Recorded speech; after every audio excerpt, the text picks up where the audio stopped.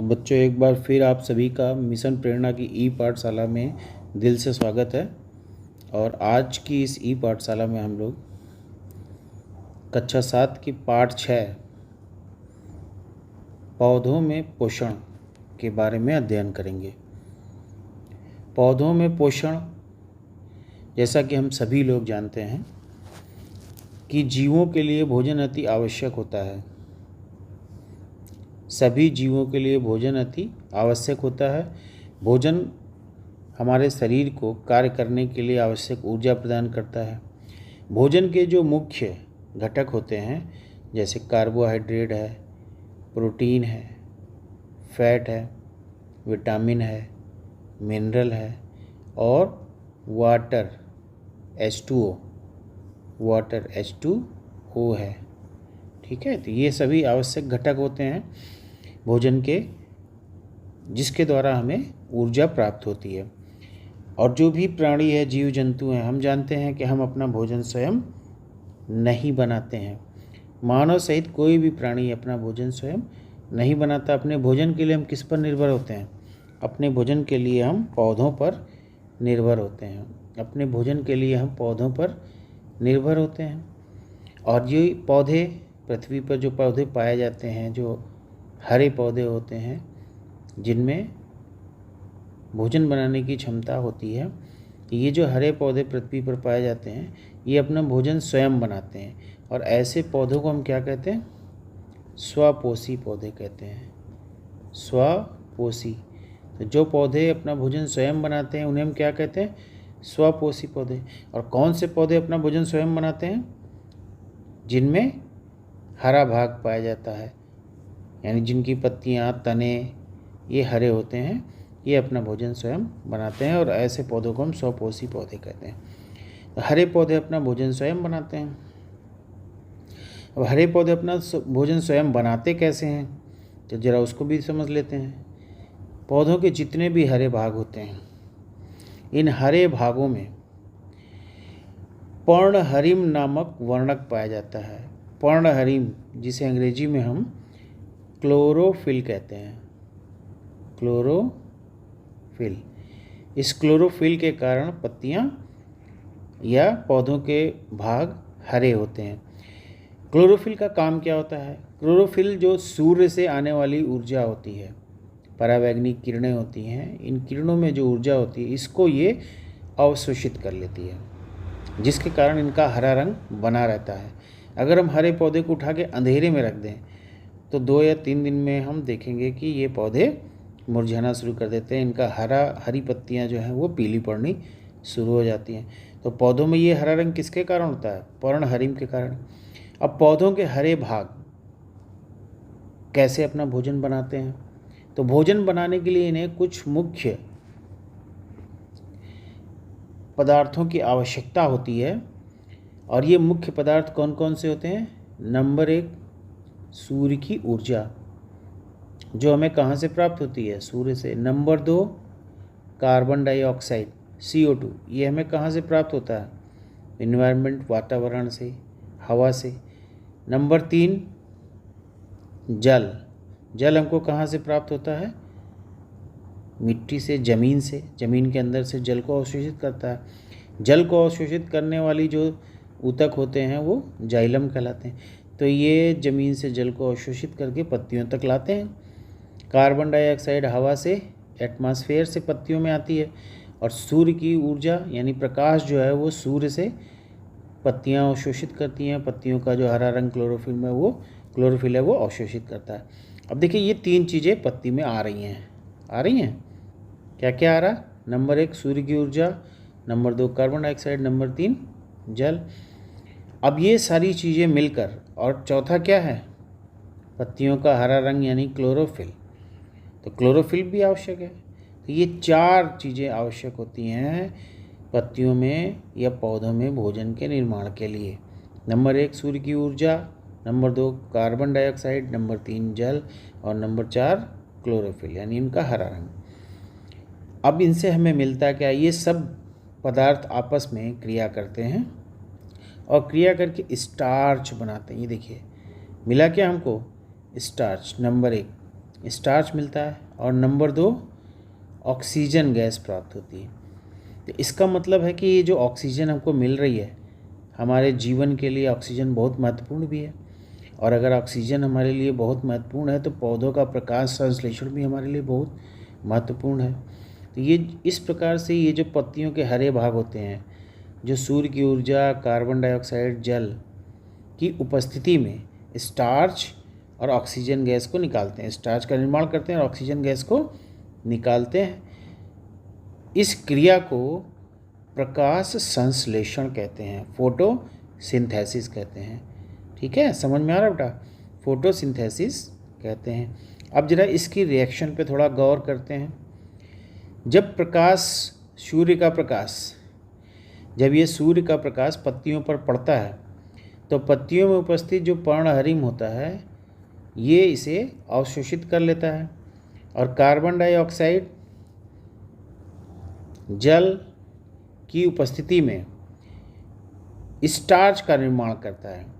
ये स्टार्च जो होता है ये ग्लूकोज का बहुलक होता है। ये देख रहे हैं? अब देखिए यहाँ पर ग्लूकोज लिखा है, तो स्टार्च को हम सिंपल फॉर्म में ग्लूकोज कह सकते हैं क्योंकि ये ग्लूकोज के कई अणुओं से मिलकर बना हुआ होता है। तो ये अगर ये ग्लूकोज का सूत्र है, फार्मूला है रासायनिक C6H12O6, इसमें हम N जोड़ दें यानी N मॉलिक्यूल्स।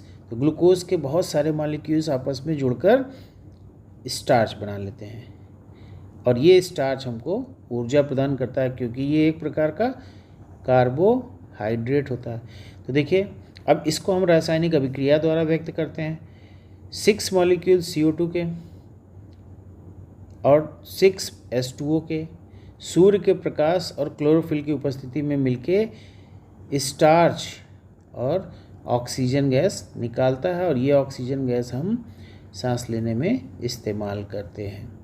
ठीक है, और ये जो पत्तियों में बना हुआ स्टार्च होता है, ग्लूकोज होता है, ये पौधों की वृद्धि और उसकी जैविक क्रियाओं के लिए बहुत ही आवश्यक होता है। अब ये जो स्टार्च पत्तियों में बनता है ये जाता कहाँ है? तो जैसे जैसे स्टार्च बनता जाता है, भोजन बनता जाता है, तो ये भोजन पत्तियों में भी इकट्ठा होता है, जड़ों में भी इकट्ठा होता है, तने में, फल फूल इत्यादि सभी में संचित होता है। जैसे जैसे आलू का तना है तो आलू के तने में भोजन इकट्ठा होता है, मूली की जड़ों में भोजन इकट्ठा होता है, गोभी के फूल में भोजन इकट्ठा होता है, पालक की पत्तियों में, टमाटर में, भिंडी में, मिर्चा में फलों के रूप में भोजन एकत्रित होता है। तो ये जो पूरी प्रक्रिया है ये क्या कहलाती है? इस प्रक्रिया को हम कहते हैं प्रकाश संश्लेषण, फोटोसिंथेसिस। ठीक है, चलिए आगे चलते हैं। पौधों में प्रकाश संश्लेषण के लिए आवश्यक चीज़ें क्या क्या हैं? पौधों में प्रकाश संश्लेषण के लिए क्या क्या आवश्यक है? तो देखिए मैंने आपको पहले ही बताया था प्रकाश संश्लेषण के लिए क्या क्या चीज़ें आवश्यक हैं। नंबर 1, पत्तियां हरी होनी चाहिए यानी उसमें क्लोरोफिल होना चाहिए। नंबर 2, सूर्य का प्रकाश यानी sunlight. Number 3, carbon dioxide. और नंबर 4, H2O। अब इसमें से कोई भी एक चीज़ अगर नहीं है तो भोजन का निर्माण संभव नहीं होता है। देखिए यहाँ पर एक एक्टिविटी के माध्यम से इसको हम समझते हैं। ये देखिए यहाँ पर 4 ग्लास, शीशे के ग्लास रखे हैं जिसको क, ख, ग, घ से प्रदर्शित किया गया है। क में हमने पानी और हाइड्रिला का एक पौधा डाल रखा है। पानी है, हाइड्रिला का पौधा है, ठीक है। और दूसरे ख में देखिए क्या, पानी है, हाइड्रिला का पौधा है और ये हमारी शीशे की दोनों गिलासें हैं। तीसरे ग में देखिए, ग में हमने गिलास को एक काले कागज़ से पूरी तरह ढक रखा है, ठीक है, काले कागज़ से पूरी तरह ढक रखा है। और घ में देखिए H2O, पानी नहीं है, घ में पानी नहीं है, पौधा है, हाइड्रिला का पौधा है। अब इन चारों में हम ऑब्ज़र्व करें तो हम ये देखें कि किस गिलास में प्रकाश संश्लेषण की क्रिया हो रही है, यानी भोजन बन रहा है। और भोजन बनने के साथ साथ कौन सी गैस निकलती है, ऑक्सीजन गैस। और गैस जब भी निकलेगी पानी में से तो वो किस तरह से निकलेगी, बुलबुले बबल्स बना के निकलेगी, बुलबुले बनाते हुए निकलेगी। तो अगर ग्लास में बुलबुले बन रहे हैं इसका मतलब उसमें प्रकाश संश्लेषण की क्रिया हो रही है, और अगर बबल्स का फॉर्मेशन नहीं हो रहा है इसका मतलब उसमें ऑक्सीजन गैस नहीं बन रही, प्रकाश संश्लेषण नहीं हो रहा है। तो पहली गिलास में देखिए क्या है, क्लोरोफिल भी है, हरे रंग का हाइड्रिला पौधा है, पानी भी है, खुली हुई है गिलास तो कार्बन डाइऑक्साइड भी आ रही है हवा से, ठीक। तो इसमें ऑक्सीजन के बुलबुले बनेंगे, सारी चीज़ें जो हमें चाहिए प्रकाश संश्लेषण के लिए मिल रही है, यानी का में प्रकाश संश्लेषण होगा। खा में देखिए, खा में यहाँ पर एक अलग से पदार्थ मिलाया गया, सोडियम बाइकार्बोनेट, ठीक है। सोडियम बाइकार्बोनेट, इसका फार्मूला होता है NaHCO3। ये जो सोडियम बाइकार्बोनेट जब इसको हम वाटर में मिलाते हैं तो ये CO2 गैस बनाता है, यानी यहाँ एटमॉस्फेयर से तो कार्बन डाइऑक्साइड आ ही रही है, साथ में सोडियम बाइकार्बोनेट से भी मिल रहा। तो पहले की तुलना में दूसरे में ऑक्सीजन गैस ज़्यादा बनेगी क्योंकि आसानी से और फ्रीक्वेंटली कार्बन डाइऑक्साइड इसमें मिल रहा है। तो पहले में भी प्रकाश संश्लेषण होगा, दूसरे में भी प्रकाश संश्लेषण होगा। तीसरा है गा को, गिलास को हमने काले कपड़े से, काले कागज़ से लपेट रखा है। तो काला कागज़ क्या होता है, प्रकाश को अपने से होकर आर पार जाने नहीं देता है, जितना प्रकाश इससे टकराता है वो वापस चला जाता है, जितना प्रकाश से टकराता है वो वापस चला जाता है, यानी इसके अंदर सनलाइट, प्रकाश की रोशनी नहीं जाती है, सूरज की रोशनी नहीं जाती है, इसका मतलब है इसमें प्रकाश संश्लेषण संभव नहीं है। और घा में देखिए, घा में क्लोरोफिल तो है, हरा पौधा तो है, वाटर नहीं है, कार्बन डाइऑक्साइड है, कार्बन डाइऑक्साइड है, सूरज की रोशनी भी है, लेकिन क्या चीज़ नहीं है, H2O नहीं है। H2O के बिना प्रकाश संश्लेषण संभव नहीं है, यानी गा और घा में भी प्रकाश संश्लेषण नहीं होगा। क्लियर? तो आपको समझ में आ गया इस एक्टिविटी से कि का में प्रकाश संश्लेषण होगा, ऑक्सीजन गैस निकलेगी, ख में और तेज़ निकलेगी क्योंकि सोडियम बाइकार्बोनेट मिलाया गया जिससे CO2 एक्सेस भी मिलती है। गा में नहीं होगा प्रकाश संश्लेषण, गा में नहीं होगा प्रकाश संश्लेषण, ठीक है। चलिए अब आगे चलते हैं। इसके बाद देखिए, ऐसे पौधे, अब हम एक सिंपल भाषा में इसको कह सकते हैं कि ऐसे पौधे जो अपना भोजन खुद बनाते हैं उन्हें हम क्या कहते हैं, स्वपोषी पौधे। ये स्वपोषी पौधे कौन होते हैं, सारे हरे पौधे, सारे हरे पौधे जो हैं वो स्वपोषी पौधे होते हैं जो प्रकाश संश्लेषण की क्रिया द्वारा अपना भोजन स्वयं बनाते हैं, और मनुष्य और जीव जंतु अपने भोजन के लिए इन पौधों पर निर्भर होते हैं, ठीक है। तो ये पौधे क्या हैं, स्वपोषी। अब कुछ दूसरे टाइप के भी पौधे होते हैं जो अपना भोजन स्वयं नहीं बनाते हैं। तो जो पौधे अपना भोजन स्वयं नहीं बनाते हैं और अपने भोजन के लिए दूसरे पौधों पर निर्भर होते हैं, ऐसे पौधों को हम क्या कहते हैं, परपोषी पौधे कहते हैं। अगर ये पौधे भोजन के लिए दूसरे पर निर्भर हैं इसका मतलब है कि इसमें क्लोरोफिल नहीं पाया जाता है, ठीक है। तो ये परपोषी पौधे कितने प्रकार के होते हैं, तो देखिए, नंबर 1 मृतोपजीवी पौधे, नंबर 1 है मृतोपजीवी पौधे।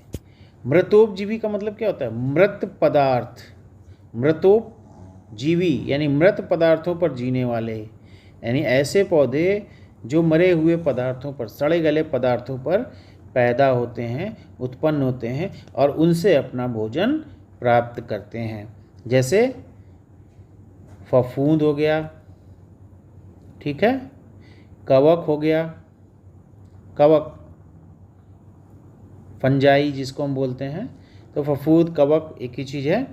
और आपने देखा होगा बारिश में गोबर पर और बहुत सी जगहों पर छतरी नुमा कवक उत्पन्न हो जाता है जिसको हम कुकुरमुत्ता कहते हैं। क्या कहते हैं, कुकुरमुत्ता, लेकिन हम अपनी भाषा में या मशरूम, इसे और क्या कहते हैं, मशरूम भी कहते हैं। तो मशरूम कई तरह के होते हैं। ये जो मशरूम गोबर ओबर पे कुकुरमुत्ता उगता है ये खाने लायक नहीं होता है। खाने वाला जो मशरूम है इसको खेतों में उगाया जाता है, मार्केट में इसको बेचा जाता है और जिसे हम बड़े मज़े के साथ मशरूम की सब्जी कह के खाते हैं। ये सभी क्या हैं, ये मृतोपजीवी पौधे होते हैं जो मृत चीज़ों पर, सड़े गले पदार्थों पर उगते हैं और उनसे अपना भोजन प्राप्त करते हैं। भोजन, जो पौधे मृत पदार्थों से, मृत कार्बनिक पदार्थ से तो अपना भोजन प्राप्त करते हैं, उन्हें क्या कहते हैं? मृतोपजीवी पौधे। उदाहरण मैंने आपको बताया, कुकुरमुत्ता, ठीक है, जैसे ब्रेड पर कवक लग जाता है काला काला, या ब्रेड डबल रोटी होती है, डबल रोटी को आप 2 दिन रख दीजिए, वो भी सड़ती है तो उस पर भी काला काला कवक लग जाता है, काला काला दिखने लगता है। आपने अचार में देखा होगा, तेल कम हो जाता है तो उसमें भी सफ़ेद सफ़ेद कवक लग जाता है, जो भोजन को ख़राब कर देता है और भोजन से उससे अपना पोषण लेना शुरू कर देता है। ठीक है। कुकुरमुत्ता या मशरूम, मशरूम में प्रोटीन की मात्रा बहुत ज़्यादा होती है, तो मशरूम को प्रोटीन के एक रिच सोर्स के रूप में भी देखा जाता है और लोग इसकी सब्जी को बड़े चाव से भी खाते हैं। दूसरे टाइप, नेक्स्ट देखिए, अगला पौधा परजीवी पौधे। ये क्या थे? मृतोपजीवी। और नंबर 2 क्या हुआ? परजीवी। पर माने क्या होता है? दूसरा, जीवी माने दूसरों पर जीने वाले, यानी दूसरों के आश्रय पर जीने वाले जो पौधे होते हैं उन्हें हम परजीवी पौधे कहते हैं। अक्सर हमने देखा होगा सड़कों के किनारे, अपने गांव में या झाड़ियों में, बगीचों में, कि वृक्षों के तने एवं शाखाओं से लिपटी पीले रंग की संरचना होती है। ये देखिए बगल में चित्र में देखिए, ये पीले रंग की संरचना दिख रही है ना, ये चारों तरफ से इसको लपेटे हुए है तने को। ठीक है। ये जो बेल दिखाई दे रही है पीले रंग की, इस बेल में पौधे के तने में धंसने के लिए एक अंग पाया जाता है जिसको चूस्कांग कहते हैं।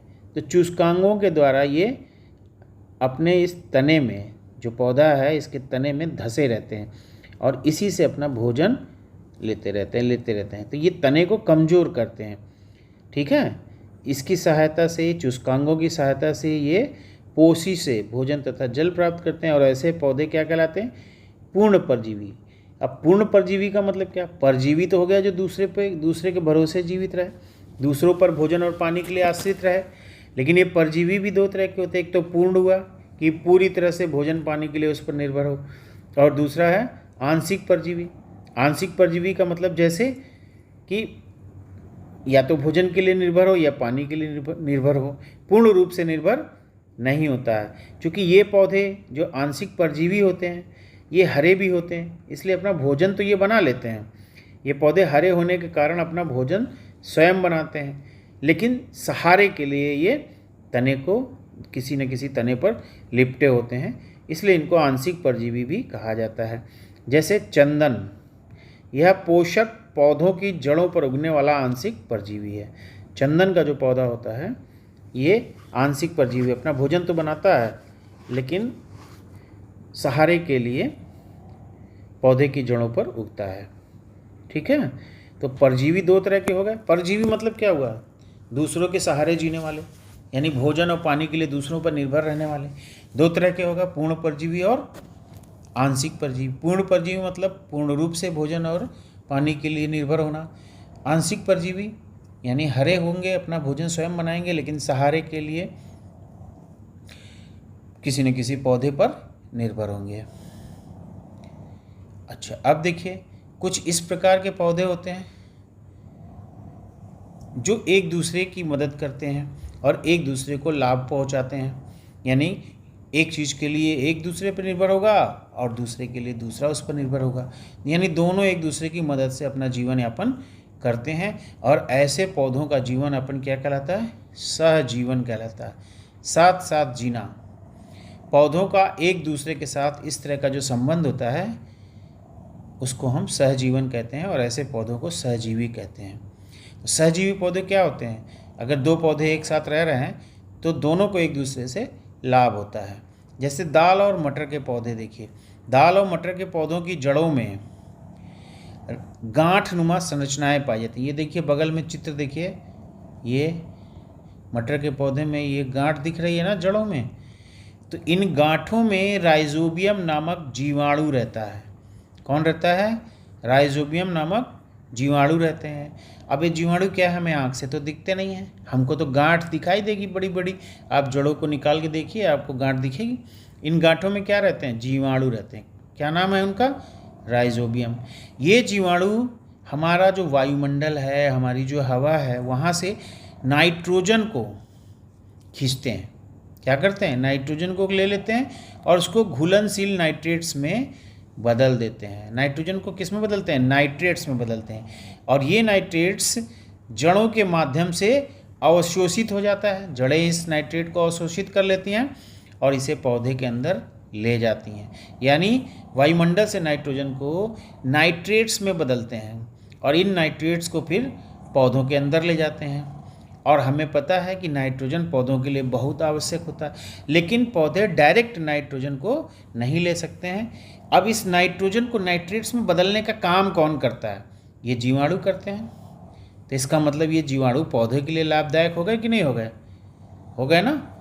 तो ये जीवाणु क्या करते हैं? नाइट्रोजन पौधों को प्रोवाइड कराते हैं, नाइट्रोजन पौधों को देते हैं। तो अब इन जीवाणुओं से पौधों को तो लाभ हो गया कि नहीं? जीवाणुओं को क्या लाभ हुआ? तो जीवाणुओं को ये पौधे रहने की जगह देते हैं। ठीक है। बदले में क्या होता है? बदले में इन जीवाणुओं को रहने की जगह मिलती है, जो ग्रंथियों, जीवाणुमय ग्रंथियों या गांठों के रूप में इसमें रहते हैं। इस सहजीवन का यानी सहजीवी पौधे का एक बहुत ही खूबसूरत एग्जाम्पल है लाइकेन। क्या एग्जाम्पल है, उदाहरण है लाइकेन। लाइकेन ये कवक और शैवाल, इसमें कवक और शैवाल आपस में मिलकर रहते हैं। ठीक है।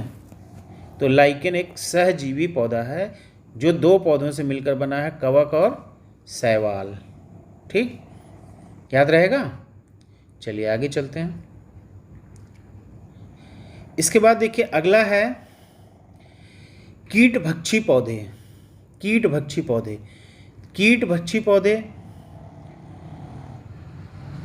चौथा नंबर डाल लीजिए। चलिए, यहाँ दिख नहीं रहा है, चौथा नंबर डाल लेते हैं। कीटभक्षी पौधे क्या कहते हैं? कीटभक्षी पौधे। तो तीसरा नंबर क्या हो गया? कीटभक्षी। अब देखिए नाम से ही क्लियर है, आपको नाम से ही लग जाएगा कि किस प्रकार के पौधों की बात हम करने जा रहे हैं। कीटभक्षी यानी कीट पतंगों का भक्षण करने वाले, कीट पतंगे खाने वाले पौधे क्या कहलाते हैं? कीटभक्षी पौधे कहलाते हैं। तो अगर कोई आपसे पूछे कीटभक्षी पौधे क्या होते हैं, तो आप क्या बताएंगे? जो पौधे कीड़ों पतंगों को खाते हैं उन्हें हम कीटभक्षी पौधे कहते हैं। अब ये पौधे कीट पतंगों को क्यों खाते हैं, उसको भी सोचिए। तो कीट पतंगों, देखिए ये पौधे ऐसी जगहों पर उगते हैं जहाँ पर नाइट्रोजन की कमी होती है। अपनी इस नाइट्रोजन की कमी को पूरा करने के लिए ये पौधे कीटों का भक्षण करते हैं, क्योंकि कीटों में नाइट्रोजन कंपाउंड्स के रूप में उपस्थित होता है। तो नाइट्रोजन की कमी को पूरा करने के लिए ये कीट पतंगों को खाते हैं, इसलिए इन्हें कीटभक्षी पौधे कहते हैं। अब ये खाते कैसे हैं? क्वेश्चन ये उठता है कि ये पौधे कीट पतंगों को खाते कैसे हैं? तो इसका मतलब कि इन पौधों में कुछ न कुछ ऐसी विशेषता होती होगी जिसके कारण ये कीट पतंगों को पकड़ते हैं और फिर इनको खा जाते हैं। तो आपने देखा होगा छिपकली देखा है ना घरों में, क्या करती है? धीरे धीरे जाती है, कोई कीट बैठा होता है, धीरे से जीभ निकालती है और तुरंत पकड़ के उसको अंदर की तरफ खींच लेती है। इसी तरह से इन पौधों में भी देखिए ध्यान से, बगल में दो चित्र दिए हुए हैं। इनके नाम क्या है? इनके नाम देखिए, घटपर्णी। क्या नाम है? घटपर्णी। घट माने होता है घड़ा। तो इन पौधों में घड़े नुमा रचना होती है। ये देखिए घड़े नुमा रचना दिख रही है ना, ये घड़े नुमा रचना। इसके ऊपर ये देखिए ढक्कन लगा हुआ है। क्या लगा है? ढक्कन लगा है। तो जैसे ही कोई कीड़ा, ये कोई कीड़ा है, उड़ते हुए आया, इस पर बैठ गया, और जैसे ही ये इस पर बैठता है तो इसका ढक्कन, ये इसको क्या करता है? इसका ढक्कन इसको बंद कर लेता है। ये तुरंत बंद हो जाता है। अब बंद करने के बाद ये कीड़ा कहाँ जाता है? इस घड़े के अंदर, यानी घड़े नुमा रचना के अंदर आ जाता है। और इस प्रकार से घड़े नुमा रचना के अंदर आ जाता है। इसके बाद जो पौधा है वो इसको सिंपल सरल कार्बनिक पदार्थों में तोड़ देता है और इसको खा जाता है, ये कह लीजिए इसको डाइजेस्ट कर लेता है। तो ये घड़े, इसको घटपर्णी क्यों कहते हैं? क्योंकि इसकी जो पत्तियाँ होती हैं वो घड़े के आकार की होती है और पत्ती के शीर्ष पर एक ढक्कन होता है। घड़े के अंदर रोम सदृश रचनाएं होती हैं, रोम, जो कीड़ों को, इस कीट पतंगों को इसमें फंसा लेते हैं और इसको कंज्यूम कर ले जाते हैं। ये कीट पतंगे इसमें फंस जाते हैं और पत्तीनुमा ढक्कन जो है इसको ऊपर से बंद कर लेता है। अब यहाँ से ये जो इसमें रोम है, इसमें से पाचक रस निकलते हैं। आपको पाचन में मैंने बताया था ना, ये पाचक रस क्या करते हैं, इस कीड़े को पचा देते हैं, खा के पचा ले जाते हैं, ठीक है, और उसमें से नाइट्रोजन को एब्जॉर्ब कर लेते हैं। तो इस प्रकार ये जो पौधे हैं जो कीट पतंगों पर निर्भर होते हैं उनको हम कीटभक्षी पौधे कहते हैं। तो इन कीटभक्षी पौधों के उदाहरण क्या क्या हैं? Number 1 Drosera, number 2 Venus fly trap, और नंबर 3 घटपर्णी, आपने पढ़ा ही है। तो घटपर्णी, ड्रोसेरा और वीनस फ्लाई ट्रैप ये कीटभक्षी पौधे हैं, आपको नाम याद रखना है। अब इस पाठ में हम लोगों ने क्या क्या चीज़ें सीखा, ठीक है बेटा। तो अब इस पाठ में हमने क्या क्या सीखा? नंबर 1 देखिए, पृथ्वी पर पाए जाने वाले समस्त हरे पौधे स्वपोषी होते हैं। जीव जंतु प्रत्यक्ष रूप से या अप्रत्यक्ष रूप से भोजन के लिए पौधों पर निर्भर होता है। हरे पौधों द्वारा भोजन बनाने की प्रक्रिया प्रकाश संश्लेषण कराती है। भोजन बनाने के लिए हमें पर्णहरिम, सूर्य का प्रकाश, कार्बन डाइऑक्साइड, जल की आवश्यकता होती है। प्रकाश संश्लेषण में क्या बनता है? शर्करा और ऑक्सीजन गैस बनती है। पत्तियों में बना भोजन पौधे के विभिन्न भागों में यानी जड़, तना, फल, फूल इत्यादि में संचित होता है। ऐसे पौधे जो अपना भोजन स्वयं नहीं बनाते हैं, अन्य पौधों पर आश्रित होते हैं, परपोषी कहलाते हैं। ये 4 प्रकार के होते हैं: मृतोपजीवी, मृत पदार्थों पर निर्भर रहने वाले; परजीवी, दूसरे किसी पोषी पौधे पर निर्भर रहने वाले; सहजीवी, जो अपना जीवन साथ साथ बिताते हों; कीटभक्षी, जो कीटों को खाकर अपना जीवन व्यतीत करते हैं या कीटों पर निर्भर होते हैं, उन्हें कीटभक्षी पौधे कहते हैं, ठीक है। तो उम्मीद करता हूँ आपको वीडियो समझ में आया होगा, आपको लेक्चर भी समझ में आया होगा। थैंक्स। यदि ये वीडियो आपको पसंद आया हो तो इसे लाइक, शेयर, सब्सक्राइब करना मत भूलिएगा। धन्यवाद।